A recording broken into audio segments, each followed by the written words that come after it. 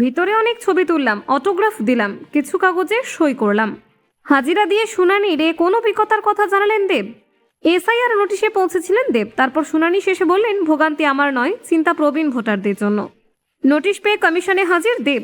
করজোরে আবেদন করেন ভোটাধিকার রক্ষার। দেবের প্রশ্ন, 2011 থেকে দেওয়া ভোটগুলো কি তবে ভুল ছিল? নির্বাচন কমিশনের শুনানিতে দেব রাজনীতির ঊর্ধ্বে উঠে মানবিক বার্তা দিলেন তিনি। ঠান্ডায় লাইনে দাঁড়ানো বয়স্কদের নিয়ে চিন্তিত অভিনেতা সাংসদ দেব। ঘাটালের সাংসদ বললেন, দল নয়, আগে নাগরিকের ভোটাধিকার। ভোটের আগে এসআইআর কেন?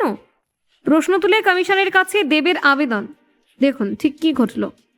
3 বারের সাংসদ জনপ্রিয় অভিনেতা দেব ওরফে দীপক অধিকারী নির্বাচন কমিশনের বিশেষ নিবিড় সমীক্ষা সংক্রান্ত নোটিশ পাঠানোকে কেন্দ্র করে সম্প্রতি রাজনৈতিক মহলে জোর চর্চা শুরু হয়েছে। বিষয়টি নিয়ে সরব হয়েছেন খোদ মুখ্যমন্ত্রী মমতা বন্দ্যোপাধ্যায়। তবে সমস্ত বিতর্কের মাঝে বুধবার নির্ধারিত শুনানিতে হাজিরা দিয়ে নিজের অবস্থান স্পষ্ট করলেন ঘাটালের সাংসদ। যাদবপুরের কার্যনগর স্বর্ণময়ী বিদ্যাপীঠে শুনানিতে উপস্থিত হন দেব। শুনানির শেষে বেরিয়ে তিনি জানান, ব্যক্তিগতভাবে তার কোনো ভোগান্তি হয়নি, বরং পুরো প্রক্রিয়াটি শান্তিপূর্ণভাবেই সম্পন্ন হয়েছে। তিনি নিয়ম মেনে হাজিরা দিয়েছেন এবং প্রয়োজনীয় নথি সঙ্গে রেখেছিলেন। শুনানির শেষে হাসি মুখে বেরিয়ে দেব প্রথমেই বলেন, সামনে ভোট আসছে, তাই রাজ্যের ভাবমূর্তি যাতে কোনোভাবে ক্ষুণ্ণ না হয় সেদিকেই সকলের নজর দেওয়া উচিত। রাজনৈতিক নেতাদের বাকসংযম বজায় রাখার বার্তা দেন তিনি। তার কথায় এই পরিস্থিতিতে দোষারোপের রাজনীতি না করাই শ্রেয়। নিজের নোটিশ প্রসঙ্গে দেব জানান, কেন তাকে ডাকা হয়েছে তা তিনি নিজেও স্পষ্টভাবে জানেন না। তিনি নিয়ম মেনে ফর্ম পূরণ করেছিলেন। তারপরেও শুনানির নোটিশ আসায় তিনি আইন মেনে হাজিরা দিয়েছেন।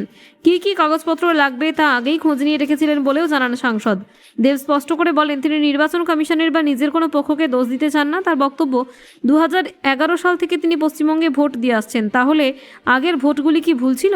সেই প্রশ্ন উঠে আসে। তবে এইসব প্রশ্নের চেয়েও তার কাছে বেশি গুরুত্বপূর্ণ সাধারণ মানুষের স্বার্থ।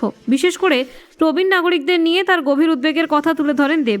তিনি বলেন, বহু বয়স্ক মানুষ আছেন যাদের আধ ঘন্টা লাইনে দাঁড়ানোর মতো শারীরিক ক্ষমতা নেই। ঠান্ডার মধ্যে তাদের লাইনে দাঁড় করানো অত্যন্ত কষ্টকর। এই বাস্তব পরিস্থিতি মাথায় রেখে কমিশনের আরও মানবিক হওয়া উচিত। দেবের আবেদন, রাজনৈতিক লড়াই চলতে পারে, সরকার আসবে যাবে, কিন্তু সাধারণ নাগরিকের ভোটাধিকার যেন কোনোভাবেই ক্ষুণ্ণ না হয়। প্রবীণ মানুষদের যাতে হয়তো হয়রানির শিকার হতে না হয় সেই বিষয়টি কমিশনের গুরুত্ব দিয়ে ভাবা দরকার বলে মনে করেন তিনি। শুনানিতে প্রামাণ্য নথি হিসেবে নিজের পাসপোর্ট জমা দিয়েছেন বলেও জানান সাংসদ। পুরো প্রক্রিয়া সম্পর্কে বলতে গিয়ে তিনি বলেন, তিনি সাংসদ হওয়ায় এক দল থাকলে অন্য দল হয়রানি করবে এই অভিযোগ নতুন নয়, কিন্তু এসআইআর হওয়ার থাকলে কেন তা আগে শুরু হলো না সে প্রশ্ন তুলেছেন তিনি। দেবের মতো বিধানসভা ভোটের 2-3 মাস আগে এই ধরনের বিশেষ সমীক্ষা শুরু হওয়ায় স্বাভাবিকভাবে প্রশ্ন উঠছে, যদি প্রয়োজন ছিল তবে 1 বছর আগেই কেন এই প্রক্রিয়া শুরু হলো না তা নিয়ে তিনি সংশয় প্রকাশ করেন।